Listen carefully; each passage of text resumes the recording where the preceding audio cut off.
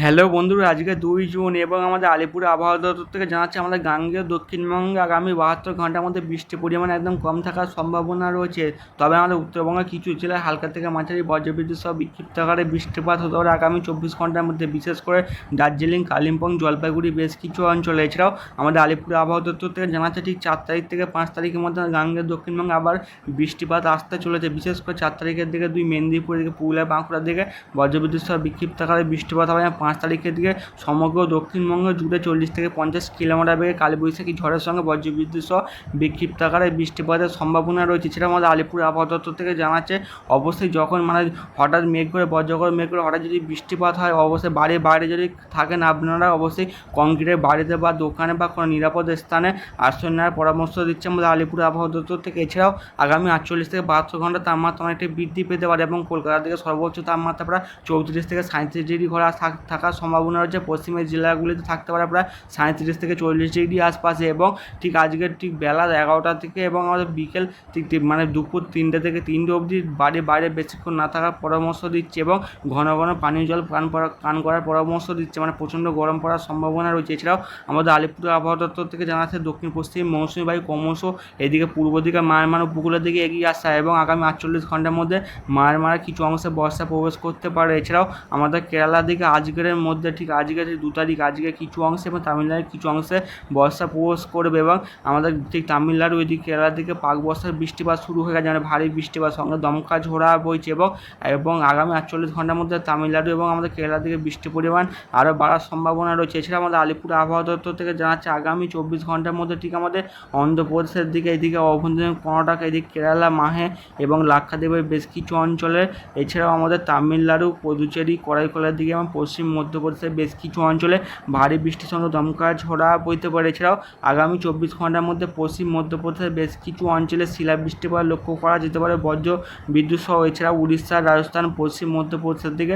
50 থেকে 60 কিলোমিটার বেগে দমকা ঝোড়া হওয়ার সম্ভাবনা রয়েছে এবং আন্দামান নিকোবর দ্বীপপুঞ্জের দিকে 40 থেকে 50 কিলোমিটার বেগে দমকা ঝোড়ার সঙ্গে বজ্রবিদ্যুৎ সহ বিক্ষিপ্ত আকারে বৃষ্টিপাত হতে পারে। এছাড়া আমাদের উত্তর ভারতে ঠিক আমাদের হরিয়ানা, চণ্ডীগড়, দিল্লি, ঝাড়খণ্ড এবং কেরালা মাহের দিকে এবং কঙ্কন গুহার দিকে, এছাড়াও আমাদের আরও গাঙ্গেয় দক্ষিণবঙ্গের পাশে গাঙ্গেয় দক্ষিণবঙ্গের বৃষ্টির দমকা ছোড়ার সম্ভাবনা নিতে হবে। আমাদের উত্তরবঙ্গের দিকে 40 থেকে 50 কিলোমিটার বেগে দমকা ছোড়ার সঙ্গে বজ্রবিদ্যুৎ সহ বিক্ষিপ্ত আকারে বৃষ্টিপাত হতে পারে। এছাড়াও আগামী 24 ঘন্টার মধ্যে ঠিক অরুণাচল প্রদেশ, এইদিকে আসাম, মেঘালয়ের দিকে, এছাড়াও আমাদের ঠিক উড়িষ্যায় এবং আমাদের উত্তরবঙ্গের বেশ কিছু অঞ্চলে পশ্চিম সিকিমের দিকে দমকা ঝড়ার সঙ্গে বজ্রবিদ্যুৎ সহ বিক্ষিপ্ত আকারে বৃষ্টিপাত হতে পারে।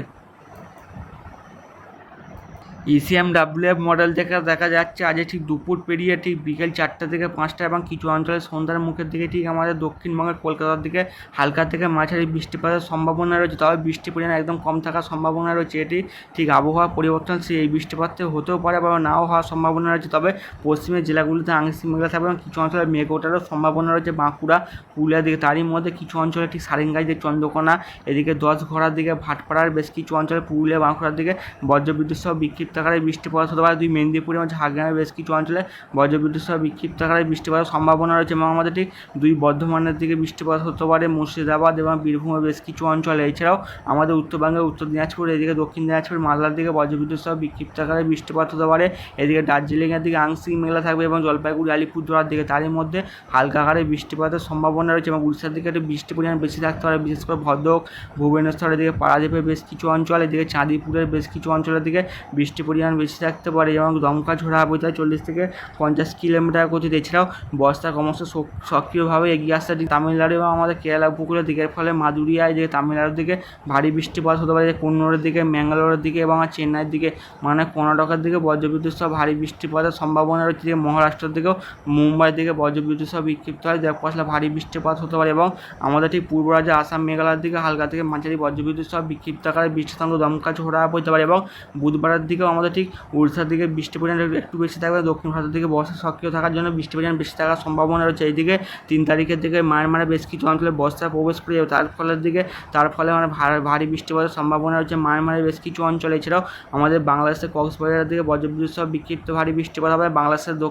দক্ষিণের কয়েকটি জেলা ঠিক আমাদের বরগুনা, এদিকে কুয়াঘাটা, এদিকে চর যমুনার দিকে, এদিকে দশমিয়া, এদিকে কোপালভেড়ার দিকে চর, এদিকে বিহাননগরের দিকে, এদিকে মোংলার দিকে, তিনকোনা, কালীগঞ্জ, সাতক্ষীরা, জেলা, এদিকে বরিশাল, ভোলার দিকে বজ্রবিদ্যুৎ সহ বিক্ষিপ্ত আকারে বৃষ্টিপাতের সম্ভাবনা রয়েছে যে 3 তারিখটি দুপুর 1টা থেকে 2টার মধ্যে। এবং আমাদের গাঙ্গেয় দক্ষিণবঙ্গের 4 তারিখের পর থেকে গাঙ্গেয় দক্ষিণবঙ্গে বৃষ্টির পরিমাণ বাড়তে পারে 2 চব্বিশ পরগনা, 2 মেদিনীপুরের দিকে এবং 5 তারিখের দিকে গাঙ্গেয় দক্ষিণবঙ্গের অনেক জেলাতেই বৃষ্টির পরিমাণ বেড়ে যাবে, বিশেষ করে 2 মেদিনীপুর, এদিকে বাঁকুড়া, পুরুলিয়া, 2 বর্ধমান, এদিকে বীরভূমের বেশ কিছু অঞ্চল, এছাড়াও আমাদের মুর্শিদাবাদের বেশ কিছু অঞ্চল, কলকাতা, হাওড়া, হুগলির দিকে 5 তারিখের দিকে প্রচণ্ড ঝড় বৃষ্টির পরিমাণ বাড়ার সম্ভাবনা রয়েছে। এবং গাঙ্গেয় দক্ষিণবঙ্গের 7 তারিখের পর থেকে পাক বর্ষার বৃষ্টিপাত শুরু হয়ে যাবে এবং আমাদের উত্তরবঙ্গের দিকে 7 থেকে 10 তারিখের মধ্যে বর্ষা উত্তরবঙ্গের দিকে ঢুকে যাওয়ার সম্ভাবনা রয়েছে। এর ফলে উত্তরবঙ্গের দিকে 7 থেকে 10 তারিখের মধ্যে প্রচণ্ড আকারে বৃষ্টিপাত হবে এবং 6 তারিখের পর থেকে আমাদের উত্তরবঙ্গের দিকে পাক বর্ষার বৃষ্টিপাত শুরু হয়ে যাওয়ার সম্ভাবনা রয়েছে।